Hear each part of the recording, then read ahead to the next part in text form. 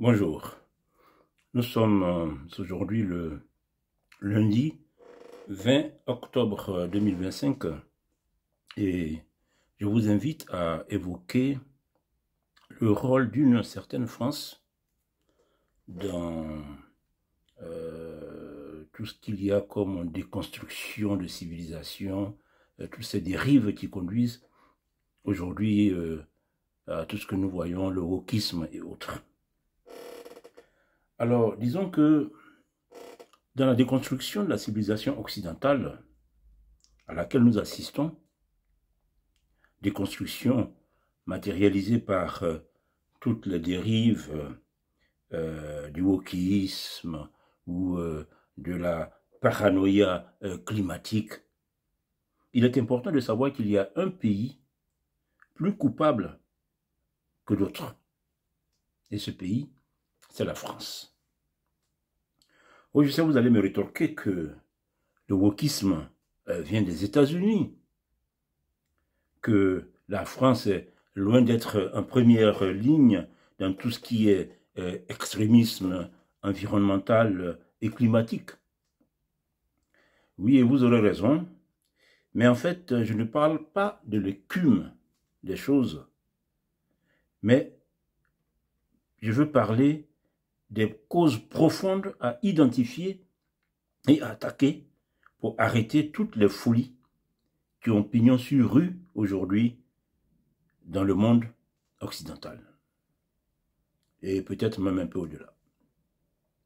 Alors, comment la France, un des plus grands pays du globe pendant plus de 1000 ans, l'un des plus grands contributeurs à cette heureuse symbiose entre la culture gréco-romaine et la foi judéo-chrétienne, la France dite fille aînée de l'Église, comment donc cette France-là peut-elle partager l'opprobre du wokisme et de la déconstruction de toute civilisation, la déconstruction de la civilisation occidentale? C'est cette trajectoire-là, peu évidente, je l'avoue, que je vous invite à parcourir avec moi. Alors, n'oubliez pas de liker, de commenter, de partager la vidéo pour faire avancer notre chaîne. Et si ce n'est pas encore fait, abonnez-vous pour ne pas manquer nos prochaines réflexions. Alors, disons que tout commence au XVIe siècle, au moment où l'Occident devient hégémonique au niveau du globe. Et c'est à ce moment-là que certains penseurs occidentaux vont commencer à attaquer les fondements même de leur société.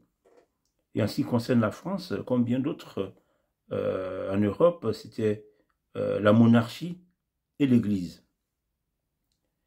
Qui peut imaginer des intellectuels français attaquer leur pays au moment incertain des croisades au XIe, XIIe siècle? Non, tous les intellectuels étaient solidaires de leur société. Qui peut imaginer des Français s'attaquer à leur pays quand les Ottomans étaient en train de prendre Constantinople en 1453?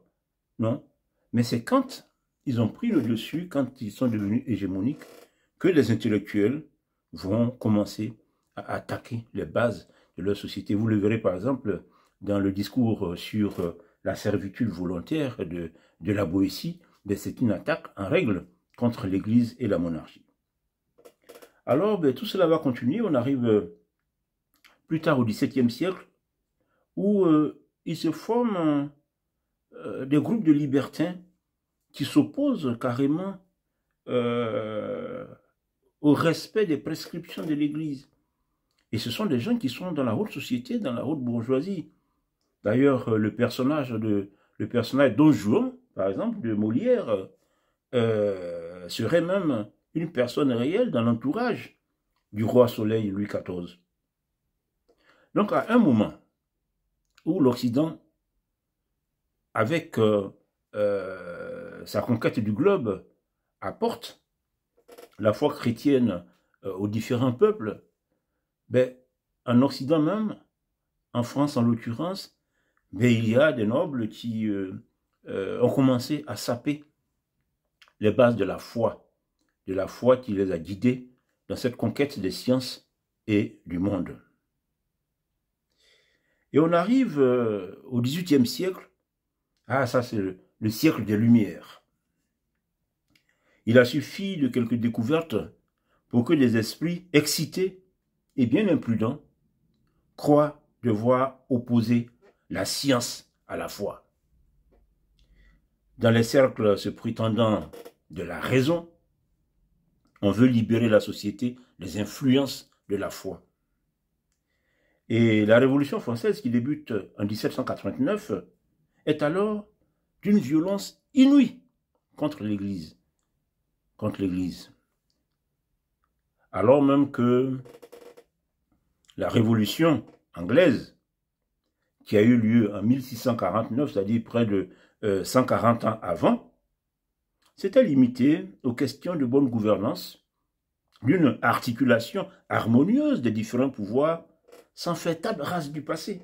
D'ailleurs, c'est cette articulation harmonieuse qui va inspirer Montesquieu dans ce qu'il va appeler le partage du pouvoir, la répartition des pouvoirs exécutifs, législatifs, judiciaires. Mais en Angleterre, ils n'ont pas fait table rase du passé.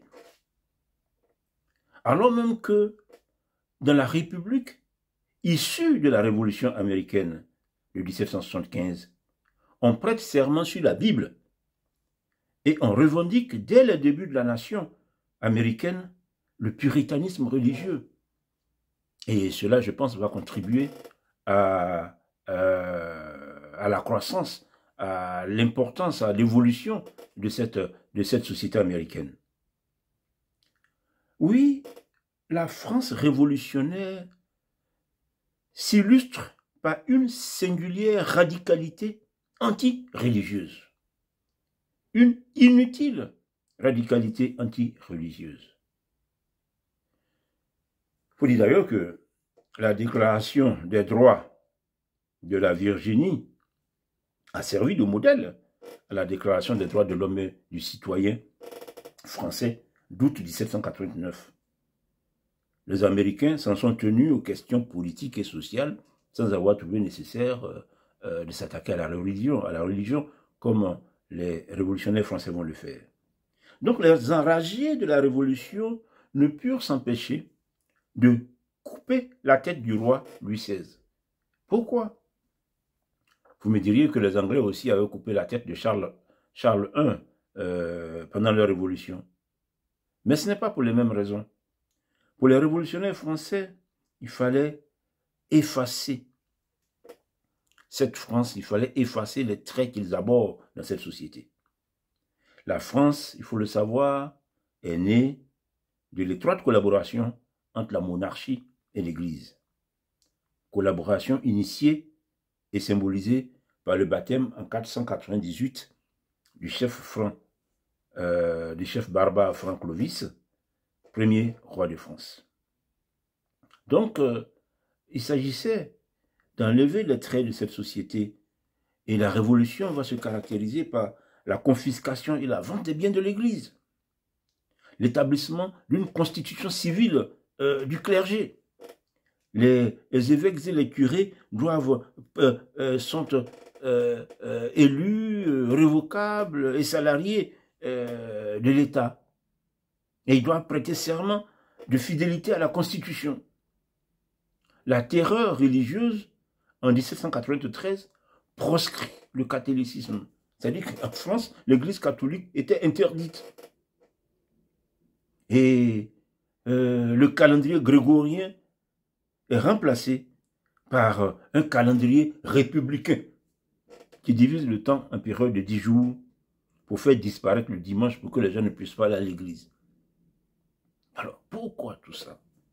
Pourquoi tout ça? Une révolution, bon, soit il y a les gens ont faim, les paysans, il y a eu la sécheresse, ils n'ont pas eu de bonnes récoltes, le pain coûte cher, donc les gens veulent améliorer leurs conditions sociales, faire des évolutions politiques. Mais en quoi il peut s'avérer nécessaire de changer le calendrier? passer de période de 7 jours à période de 10 jours. En fait, tout cela s'explique par un totalitarisme déconstructeur qui veut s'emparer de la société. Vous l'avez compris, il y a en France, au tournant du 19e siècle, c'est-à-dire le passage, la fin du 18e, début du 19e, quelque chose de particulier à la France, qu'on ne trouve nulle part ailleurs dans le monde. Le débat politique et la gouvernance de la société incorporent des acteurs voulant déconstruire les fondements de la civilisation, des acteurs voulant faire table rase du passé. Une élite renégate, haineuse de ce qui fait la suprématie de sa société, qui ne cessera plus jamais d'infiltrer tous les rouages du corps social. Et cette élite renégate sait toujours élaborer des théories séduisantes avec des arguments spécieux pour s'attirer le soutien des masses dans sa quête de pouvoir. Ce sont des assoiffés de pouvoir, ils ont besoin de pouvoir pour être en position de déconstruire les fondements de la société. Il faut bien le noter, car la France, avec son influence intellectuelle, la France est un grand pays qui a toujours eu une certaine influence intellectuelle en Occident, va exporter un peu partout ce totalitarisme déconstructeur. Alors on va arriver après au 19e siècle. Avec une poignée de nations européennes, la France est un empire de plus en plus étalé sur le globe. Alors, pendant que la révolution industrielle accroît la production de richesses dans cet Occident et enrichit la bourgeoisie en France et en Occident, les masses connaissent des conditions de travail très pénibles, avec les enfants qui sont embauchés dès l'âge de 6 ans dans les manufactures. Alors la question de l'avenir se pose désormais en termes sociaux, en termes de partage des richesses produites. Avec la révolution industrielle, il y a beaucoup de richesses qui sont produites, il faut penser au partage des richesses. C'est en ces termes-là que réellement les problèmes se posent. Mais fidèle à sa vocation de déconstruction de la société, le totalitarisme déconstructeur va plutôt s'attaquer au capitalisme qui est la source de richesse et de la suprématie occidentale de cette époque. Alors désormais, en plus de la monarchie et de l'Église, le capitalisme est une cible pour ce totalitarisme déconstructeur. Alors, on invente la lutte des classes, parce que ce sont des grands intellectuels, ils savent chaque fois formuler des théories spécieuses, des arguments spécieux pour tromper les masses. Donc, on invente la lutte des classes pour opposer les deux facteurs dont la combinaison produit la richesse. Les deux facteurs que sont le travail et le capital. On va les opposer dans la lutte des classes. C'est désormais le travail contre le capital.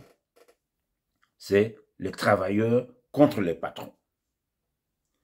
Les théories de la déconstruction, bien répandues partout en Europe, vont mûrir avec des penseurs comme Pierre-Joseph Proudhon, le français, ou bien l'allemand, Karl Marx et bien d'autres.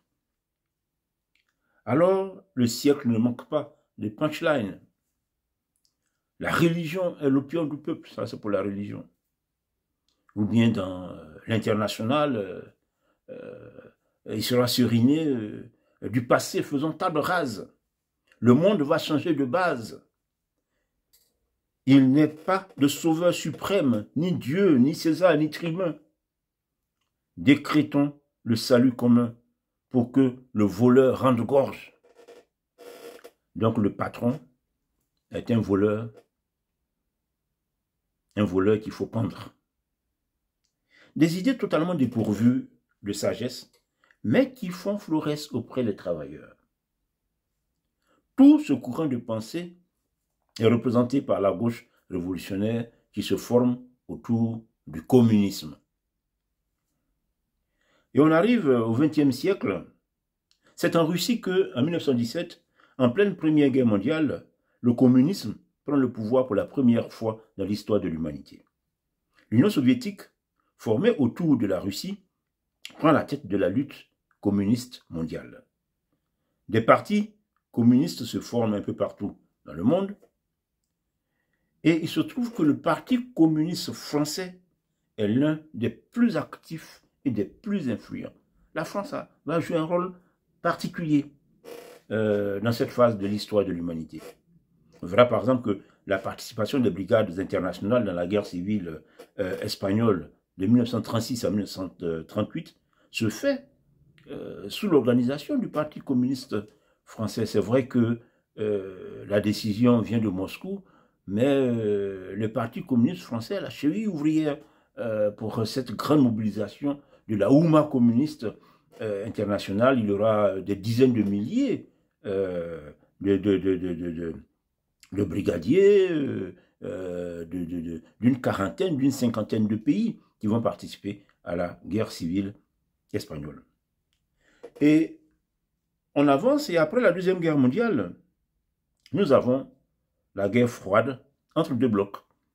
Le bloc de l'Est, derrière donc l'Union soviétique, et le bloc de l'Ouest, derrière les États-Unis. Et pendant cette période, le Parti communiste français, je vais chaque fois revenir sur le rôle de la France, est non seulement le Parti communiste le plus puissant en Occident, je vais vous l'expliquer tout à l'heure, mais aussi le plus inféodé au Parti communiste de l'Union soviétique. C'est même Staline qui choisit le patron du Parti communiste français. Alors, comment se fait-il que le Parti communiste français se soit retrouvé dans cette position, au-dessus de tous les autres partis communistes de l'Occident? Il faut savoir qu'aux États-Unis, avec le macartisme, le sénateur McCarthy qui va persécuter les communistes, le communisme est interdit et les communistes sont pourchassés comme des traîtres à la nation aux États-Unis. Donc aux États-Unis, ils vont écraser tout de suite le mouvement communiste. En Grande-Bretagne, The Communist Party of Great Britain n'a jamais percé. Il n'y a jamais eu de grand parti communiste en Grande-Bretagne. En Allemagne, en Italie, en Espagne, Hitler, Mussolini et Franco avaient réduit à néant les partis communistes depuis bien longtemps. Et leur retour en scène pendant la guerre froide était très difficile. Donc dans ces pays-là, dans tous ces pays, le communisme végète. Il n'y a qu'en France où, avec leur participation à la résistance contre les nazis, les communistes ont gagné leur place sur la scène politique après de l'après-guerre. Par ailleurs, ils bénéficient du précieux concours de l'écrasante majorité des intellectuels de gauche, ce qu'on appelle les compagnons de route des communistes, avec des célébrités comme Jean-Paul Sartre, Simone de Beauvoir, Michel Foucault et autres. Et le pouvoir politique français, il faut le savoir aussi, préoccupé par le redressement économique du pays après la guerre, après toutes les destructions de la guerre, le pouvoir politique français a abandonné l'éducation nationale et les universités, les études supérieures à l'extrême gauche révolutionnaire qui en a profité pour instaurer une véritable hégémonie culturelle. Les intellectuels gauchistes de la France ont tous les budgets qui leur permettent de rayonner. C'est une période, c'est l'âge d'or des intellectuels gauchistes français, les années 60, 70. Ce sont alors des célébrités mondiales, reçues avec respect à Moscou, à la Havane, et tout. Voilà, c'est l'intellectuel de gauche français. Aussi, il faut dire qu'avec l'immense empire colonial français, ils ont un rôle de premier plan à jouer dans la diffusion du marxisme et dans l'engagement anticolonialiste en faveur de Moscou. N'oubliez toujours pas de liker, de commenter, de partager pour faire avancer la chaîne. Et puis pensez à vous abonner. Alors, on a les intellectuels français qui sont de grandes célébrités. Aux États-Unis, les communistes ont été pourchassés, massacrés. Et de nombreuses universités s'ouvrent à ces penseurs prestigieux français qui établissent ce qu'on désigne sous l'appellation la French Theory. La French Theory. Il est bon de noter que dans Imposture intellectuelle, c'est un essai qui a été publié en 1997, Alan Sokal et Jean Bricmont démontrent le manque de rigueur et de pertinence de nombre de ces philosophes de la French Theory, de vrais imposteurs qui ont mystifié leur public américain. Toujours est-il que ces intellectuels français ont une grande influence sur les penseurs de gauche américains. Et c'est après la chute du mur de Berlin et le croulement de l'Union soviétique que les intellectuels de gauche américains, les marxistes américains, réorientent leur combat. Et comme l'explique le professeur d'économie Thomas Di Lorenzo, les marxistes ont infiltré méthodiquement les études supérieures aux États-Unis pour imposer de nouvelles orientations à leur œuvre de déconstruction. Bon, ils se sont dit que tout s'est écroulé, l'écroulement du mur de Berlin, l'Union soviétique s'est écroulée, bon, tous ces dictateurs, Ceausescu, Staline, tout ça, on ne veut plus rien avoir avec tout ce monde-là. Ils vont réorienter leur combat sur deux axes. Premier axe, au lieu de la lutte des classes des travailleurs contre les patrons, on s'engage désormais dans la lutte des opprimés contre les oppresseurs. Les oppresseurs étant les mâles blancs hétérosexuels et les opprimés étant tous les autres, c'est-à-dire les femmes, les minorités ethniques, les noirs, les lesbiennes, les gays, les bisexuels, les transsexuels, les non-genrés et toute autre bizarrerie. Voilà, tout cela, ils sont opprimés par le vieux mâle blanc. Le second axe, c'est au lieu de la misère sociale, ce combat, faire disparaître, cette utopie de faire disparaître la misère sociale, mais désormais, on parle de la lutte pour le climat, la bataille contre le changement climatique, une utopie plus séduisante pour l'époque. Donc c'est ainsi que beaucoup de communistes, beaucoup de gens qui partagent cette tendance communiste vont devenir des écologistes, des gens de l'environnement. Comme on aime bien le dire, ils ont une enveloppe verte, mais en fait à l'intérieur, c'est du rouge, un rouge bien écarlate. En fait, dans leur combat pour le pouvoir, ils ont tout simplement changé les causes. Les causes ne sont que des alibis pour avoir des militants en vue de la conquête du pouvoir politique pour déconstruire le pays. C'est ça qu'il faut comprendre. Et dans cette nouvelle orientation du combat du totalitarisme destructeur, la diversité ethnique a un rôle de premier plan à jouer, puisque c'est contre le mâle blanc, donc il faut une diversité de toutes les autres minorités. Et là encore, la France est au rendez-vous. On doit désormais afficher une rigoureuse orientation diversité, équité, inclusion. Alors, pour tout Français noir, tout Français qui a ma couleur de peau, jouissant d'une certaine notoriété en France, ben, l'accueil dans les universités américaines se fait à bras ouverts. Alors, universitaires, journalistes, anciens ministres, militants antiracistes et autres, les Françaises et Français de la diversité sont beaucoup demandés aux États-Unis. Ce sont des intellectuels de France. Attention, ils viennent avec cette aura. La France est un pays de grand prestige intellectuel. Donc ces Noirs là, arrivent aux États-Unis, dans les universités, avec ce prestige-là. Et parce que eux, les effets de la traite négrière, l'afro-colonialisme, le néocolonialisme, le racisme systémique, ils sont mieux placés pour en parler. Eux qui le vivent au quotidien en France ou en France-Afrique. En tout cas, c'est ce qu'il se dit. C'est ce qu'ils disent. Alors, sachez-le, le wokisme qui arrive des États-Unis est produit avec une contribution non négligeable de Français. Autant les gauchistes blancs des années 1970-1980 que la diversité indigéniste et décoloniale des années 2000 et 2010. Et soit dit en passant, disons-le rapidement puisque ce n'est pas le sujet d'aujourd'hui, la menace qui pèse sur la civilisation occidentale est amplifiée par l'association, depuis des décennies maintenant, du gauchisme occidental et de l'islamisme. Réellement, à part la destruction de la civilisation judéo-chrétienne, ils n'ont absolument rien en commun dans leurs origines, leur vision du monde et leurs objectifs.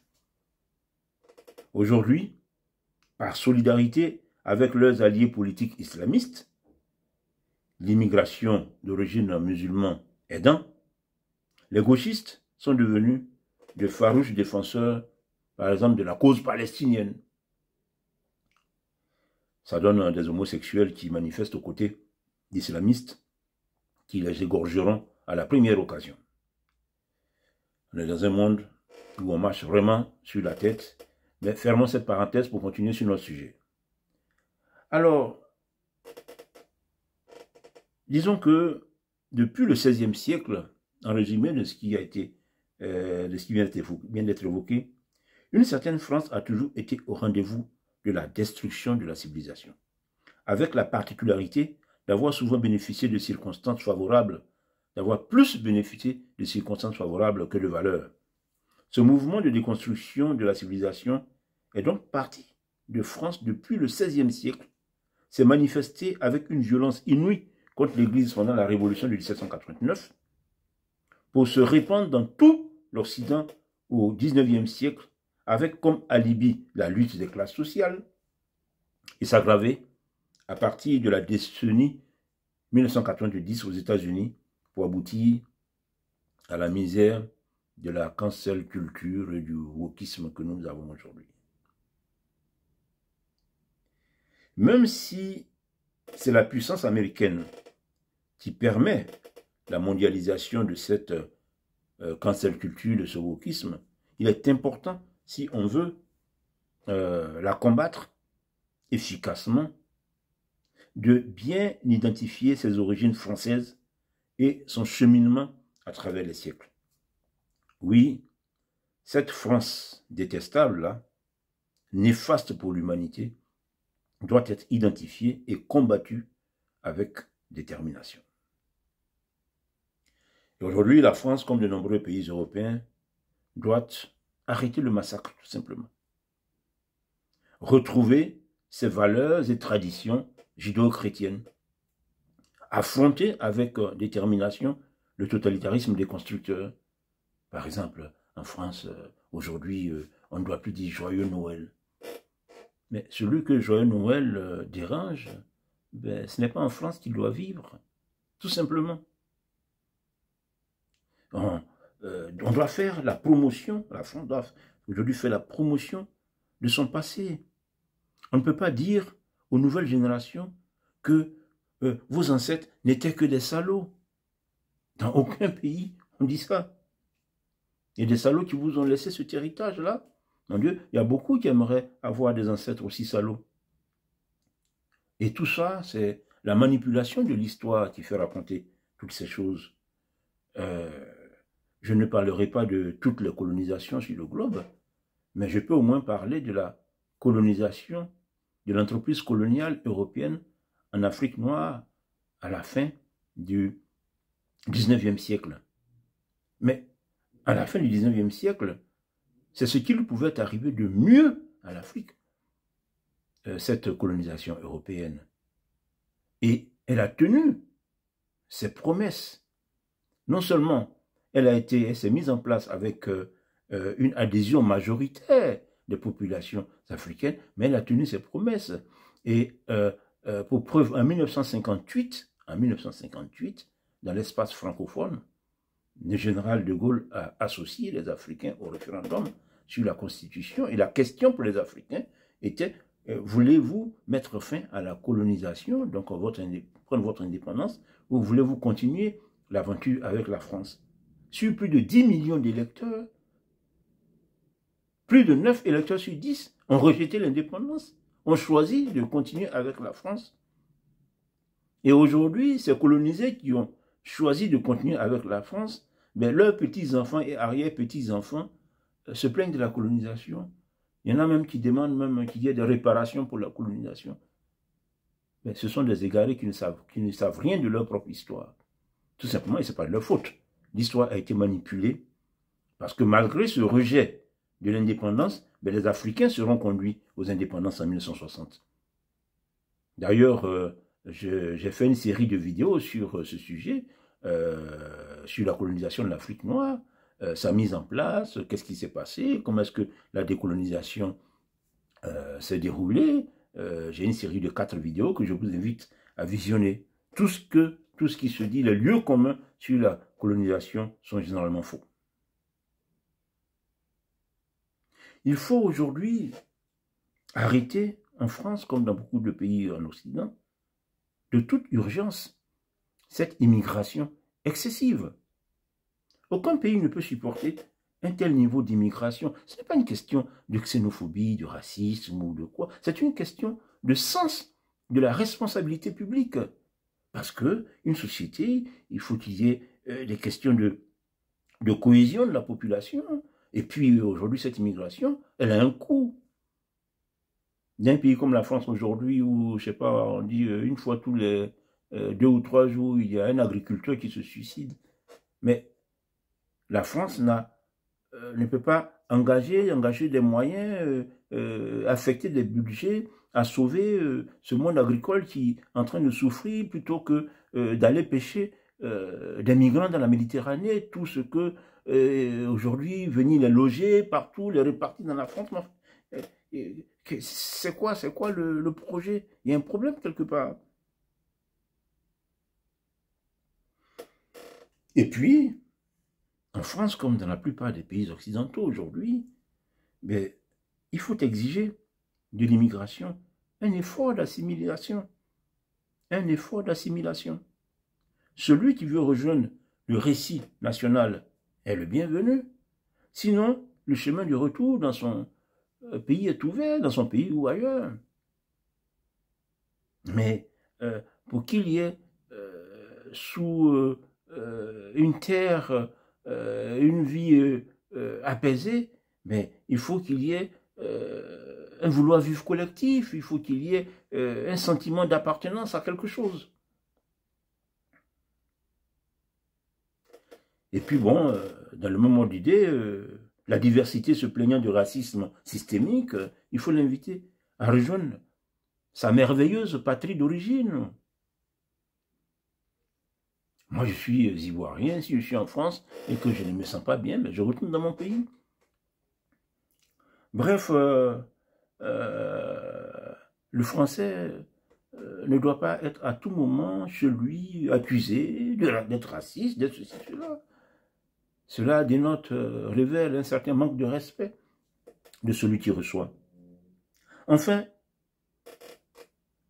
particulièrement pour la France, elle a besoin de réviser son histoire. Réviser son histoire pour dire un certain nombre de choses, par exemple, ce qu'a été réellement la révolution de 1789.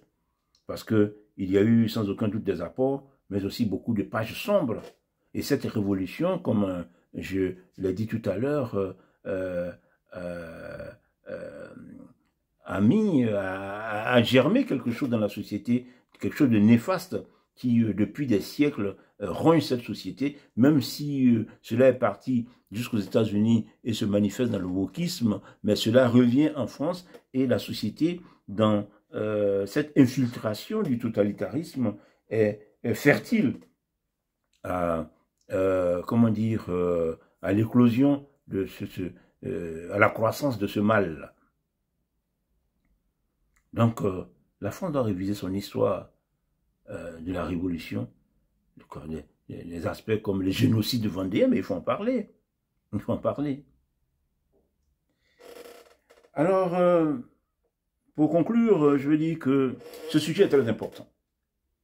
Car nous sommes aujourd'hui dans un village planétaire, c'est-à-dire qu'aucune société ne peut vivre en vase clos. La dérive woke et les théories du genre qui l'accompagnent exigent de tous attention et réflexion. Nous sommes dans un monde où tout circule, donc ce sont des choses qui doivent concerner tout le monde. De deux, ce qui se passe en France a une grande influence sur l'Afrique noire. C'est vrai qu'aujourd'hui, il y a toute une vague de panafricanisme vindicatif haineux de la France, mais cela n'empêche que il y a des liens historiques qui sont là. Il y a aujourd'hui encore beaucoup de liens économiques. Et il y a même une forte population française d'origine subsaharienne. Donc, il y a un lien qui est là. Et la France n'est pas n'importe quel pays pour l'Afrique noire, en tout cas pour l'Afrique noire francophone. Et à côté de cette vague haineuse, ce panafricanisme haineux, il y a une Afrique noire qui se sent solidaire du destin de la France.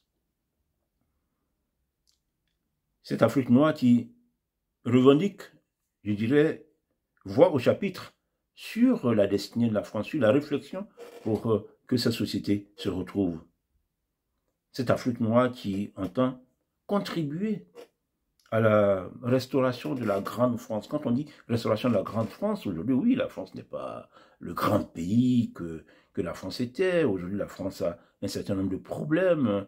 Elle traverse même une crise politique actuellement avec une instabilité gouvernementale.